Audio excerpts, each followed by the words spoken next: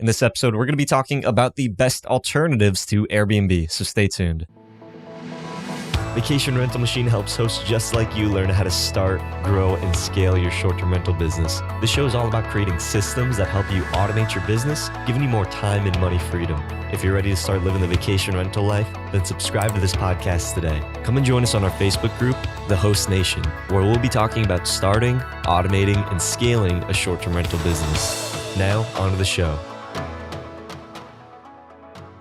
Hey, welcome back, Host Nation, to another episode of Vacation Rental Machine. I'm Julian Sage with John Bell. Today, we're talking about the best alternatives to Airbnb. Should you be on Airbnb? Should you be on other platforms? If so, which platforms should you be on? So, John, Airbnb, are you all in? Should it only be Airbnb, or should people be listing their properties on alternative platforms? Well, we should definitely be using all the marketing tools that we have access to. So we're not just on Airbnb. And years ago, Airbnb created this space for us, and they made it really easy for hosts to kind of go in and like list a place, list a shared room. Some of the other OTAs were far behind in just supporting us as just regular home hosts. But they are starting to catch up, and if not, just become right on the same lines as what Airbnb has to offer. So you want to be on all of the OTAs that your platform, your PMS supports. If that could be any number of those. If you're not on a PMS, you should definitely incorporate one before jumping to multiple platforms just to list your site. But they all support a numerous amount of sites. And we can name off a few of them, but one of the first and easiest ones to really kind of jump into is going to be Vrbo. So just to kind of clarify, OTA just means online travel agency, which is a site like Airbnb, Vrbo, Booking.com, one of those sites. And then a PMS is a property management software. That's where you're going to be able to manage all of your properties. If you just have one property, you might just be listing it on, let's say, Airbnb, or you might just be listing it on Vrbo. But if you have a PMS, a property management system software, then you'll be able to have that one property listed on both OTAs, both channels, and you just managing it in one place. Now, alternatives to Airbnb, what specifically should hosts be looking at for alternatives? Like, what does Airbnb have that maybe these other platforms don't or do have? Airbnb, like I said, makes it super easy for us. They do a lot of the legwork that we necessarily kind of forget until we get to some of the other OTAs and then have to realize, oh, I have more of this that's more of an inconvenience. For instance, there's a lot more spam on almost all of the other platforms that Airbnb just seems to eliminate. Not too sure exactly how they do that, but that goes into one of the things that makes it easy for us to really work with Airbnb.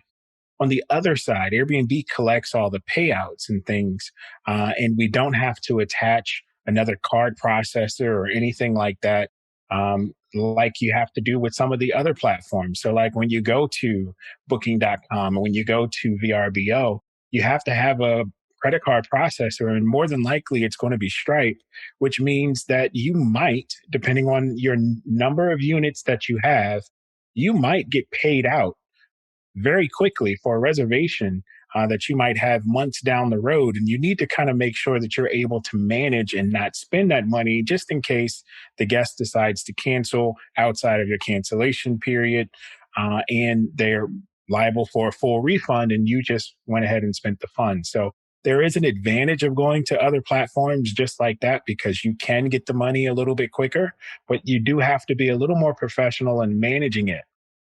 Some of the other OTAs actually do offer more dedicated customer service to you as a host versus just calling in Airbnb. Maybe you're a super host and you get a dedicated line.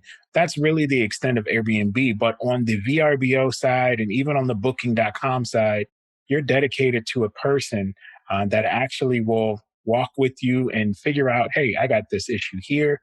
Let's just fix it right here. I need you to type this and I'll do this. It really helps. And they really want you to get on there and be integrated into their platform. And trust me, I've talked to Airbnb and somebody that actually reached out to me and said, hey, I need you to adjust the pricing on Airbnb so we're cheaper than everybody else because we're not competitive when it comes to the other OTAs. So Airbnb knows that you're going to be listing on multiple platforms, especially when you're a professional host. And they want the competitive edge, at least as far as pricing goes. But remember, these other OTAs book completely different. And because they book different, you attract a different guest. And they might be willing to pay more than what people on Airbnb are looking to pay. And that's my experience all the way across the board. My bookings are about 25 to 30% more on different channels just because they're booking by different types of people. And they also book for longer on certain platforms. So that's all great. And you can cater the platforms to book just the way that you want them when you incorporate all of the best tools like your PMS and your pricing tool, and you just configure it all right. Right. I think one of the things that is changing is a lot of people that have been introduced into the space really kind of maybe came through Airbnb, or maybe they, have been using Vrbo for a while. But right now, we're also seeing a lot of other alternatives, especially during this time during COVID. A lot of people have, discovered Furnish Finder, which is a type of way to be able to get leads for your properties. Again, you can't really compare that to something like Airbnb because through Furnish Finder, there's a lot more personal. It's like they just hand you a lead and then you're the one that has to, either use like PayPal or Stripe. You have to put the lease agreement. You have to give them your house rules, all these things. Airbnb, it's going to have everything included. They're going to take, typically they're going to take the money out for the taxes. They're going to include like the cleaning fees. If you go to a platform like, let's say, Furnish Finder, it's really just there's leads, you pay for it, and then you're the one that has to manage it. But what we're also seeing is alternatives. So like John said, Airbnb is typically going to be the most affordable for travelers because that they're trying to be the lowest cost place, trying to drive that traffic up. But what we're also seeing right now is a lot of other alternative types of platforms that you can list your properties on. Let's say if you wanted to support a specific cause, I've actually heard of some platforms where they will have a percentage of all the booking revenue, or you can allocate a percentage to go towards a specific charity. Or if you are interested in, let's say, places in mountain areas, there's actually platforms where you can list them in mountain areas. So if you're trying to get into specific types of niche platforms where you can market your property, then you might want to use something like a channel manager. Channel manager allows you to be able to market your property across multiple channels. Again, this is where you start going into a little bit more complex things where you need to have a property management software so you can manage your property. You might be listed on to multiple channels through a channel manager, but there's a lot of different alternatives out there than just to Airbnb. Just know that every single channel is going to have unique things that really might make it more challenging for you, and you just have to work around those. That's why a thing like a channel manager makes it a little bit simpler, but there still is not going to be all encompassing, let's say like Airbnb. Closest thing that you'd probably say to that would probably be what, Vrbo, and then the next one would probably be what, booking.com, John? I would say that. And then after that, you can kind of go into like the TripAdvisor, which is really linked to Expedia. So then you'll be on Expedia. And then, like you said, there's some niche ones, just like there's a new one that I've seen called Yonder. And it's really for those explore style places or places that have a lot of adventure, might be up in the mountains, could be like a waterfront place. That's where you market those properties. And I believe you even had somebody on the short term rental success stories come on that had their own monthly stay booking platform for military people. So there's so many different channels. And really, we need to look at it. We are not Airbnbs. We are short term rentals marketed on many different platforms. And you just need to use every one just as that. Just as people used to market in the newspaper, we need to market in the newspaper, the magazines. We need to put it in on business cards, on our backs as a t-shirt.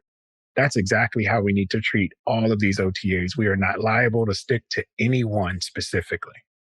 Yeah, you're not going to have an Airbnb on Vrbo. You have a short-term rental that's listed on Vrbo, or a short-term rental that's listed on Airbnb. But definitely lots of different alternatives out there. Question of the day, leave it in the comment section down below. Which alternatives to Airbnb are you using? Do you have a direct booking site? Is there a specific channel that you're using? Maybe you're across the, somewhere else in the world, and maybe you're not even really utilizing Airbnb or Vrbo. Maybe you have a specific type of channel. Leave it in the comment section down below where you are listing your properties. And until next time, Host Nation, keep on hosting.